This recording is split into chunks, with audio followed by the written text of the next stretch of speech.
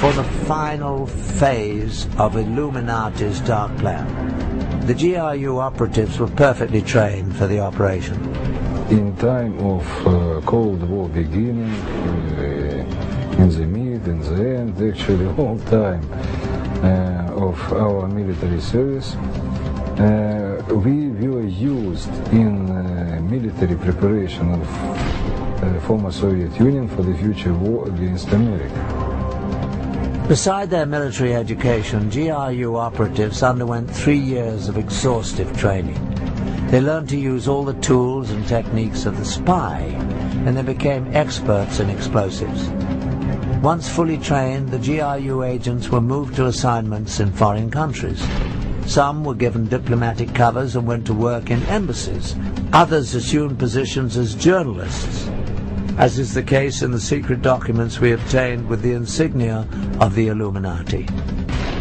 One was Stanislav Lunev, a former GRU colonel, who in 1992, after 20 years with the agency, would become Russia's highest-ranking military officer to defect.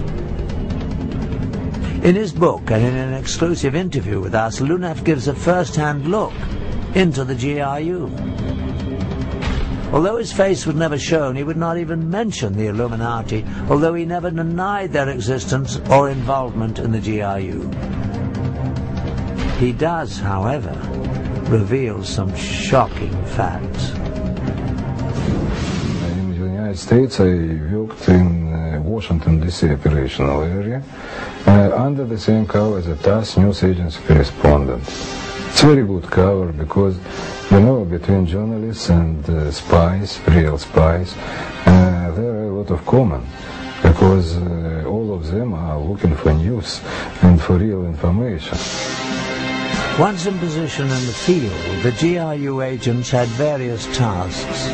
One was to help coordinate terrorist campaigns to destabilize unfriendly governments. GRU officials have now revealed that during the Vietnam War, the agency invested over $1 billion promoting the anti-war campaign in the U.S. This expertise at manipulating governments was a skill that fit exactly with the Illuminati's future plans for overthrowing governments. Another major part of the GRU's agents' work was laying the groundwork for Russian special forces, the Spetsnaz. These elite troops under the GRU would penetrate countries to perform military sabotage when needed. Some would blow up strategic targets such as power stations, bridges and communication centers. Others would form assassination squads to kill government leaders and their families. This was an ability of great value for the Illuminati for world domination. In order to bring the Russian special forces into foreign countries when required, the GRU needed to assure themselves that they would have access to cross the borders. For this, they relied on the expertise of the KGB. The agency excelled at gaining entry into unfriendly countries. They needed to be able to consistently position their spies and smuggle out information. Again, the KGB often used sex and blackmail to accomplish its goals.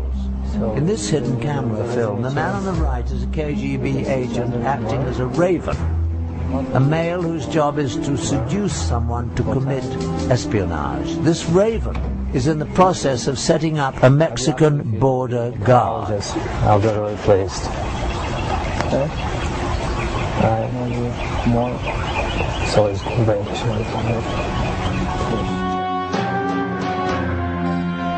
Once this border guard was hooked, KGB agents could freely cross into the U.S. from Mexico at this station. Hello? This information would then be passed on to the GRU, so they too could use the access to bring in agents and the Spetsnaz when they were called for.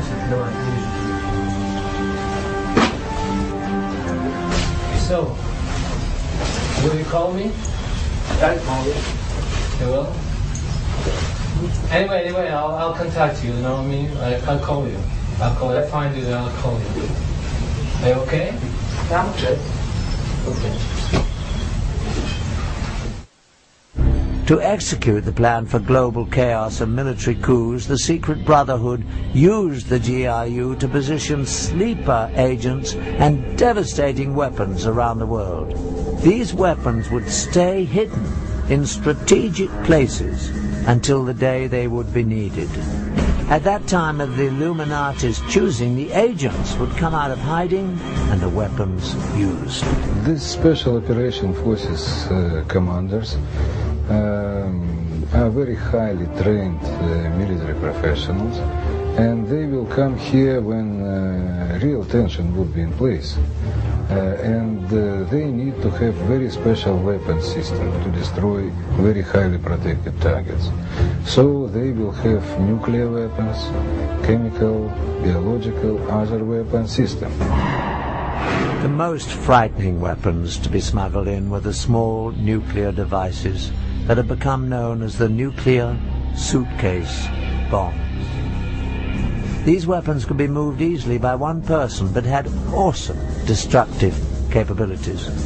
Once they were in the US and other enemy countries, the weapons were hidden in safe places and could be retrieved in time of war. It is estimated that a frightening number of these nuclear devices were positioned in the US and other countries. In all probability, these nuclear devices remain hidden in their secret locations, all ready for use today. Thanks to the newly opened files of the KGB, we've had a shocking look at how the Illuminati has over the years manipulated the world's institutions like the Vatican. And we have seen that devastating weapons have been positioned around the world. We have focused on only Russia's connection to the Illuminati. Since Adam Weishaupt founded the secret organization in 1776, its tentacles have extended into many other nations around the globe. Even the United States shows telltale signs. The most obvious is on the back of the US $1 bill. Prominently displayed are the pyramid and the eye. The Illuminati's insignia put there in 1933 by order of President Franklin D. Roosevelt. Underneath are the Latin words Novus Ordo Seclorum, which translates as New World Order.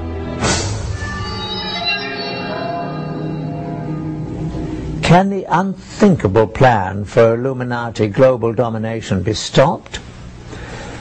The only thing a secret society fears is being exposed.